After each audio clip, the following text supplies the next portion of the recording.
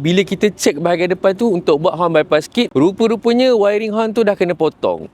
Pemilik Toyota Hilux, sabar jap, jangan skip dulu video ni. Saya nak tanya satu soalan je. Pernah tak anda cek dekat bahagian bumper depan kereta anda tu, dia punya wire horn tu masih selamat? Sebab apa? Ada customer EasyTrack yang datang upgrade security kat kami. Bila kita cek bahagian depan tu untuk buat horn bypass kit, rupa-rupanya wiring horn tu dah kena potong. So dekat sini, kebiasaannya kalau kita tahulah kes kecurian Hilux kan, sindiket ataupun pencuri akan pergi dekat bahagian depan bumper tu untuk potong wiring horn, at the same time untuk senyapkan alarm kereta. That's why lah dekat EasyTrack kita ada sediakan satu solution yang kita panggil sebagai horn bypass kit. Maksudnya dekat sini kita relocate balik kedudukan wiring alarm dan juga horn tu sendiri untuk elakkan daripada sindiket ni disable sistem alarm kereta anda. Tapi sebenarnya untuk Toyota Hilux ni sebenarnya ada banyak lagi trik yang biasa sindiket ataupun pencuri gunakan untuk bawa lari dan untuk curi. Tapi kalau anda nak tahu lebih lanjut, senang je, joinlah kita sekarang dekat TikTok EasyTrack.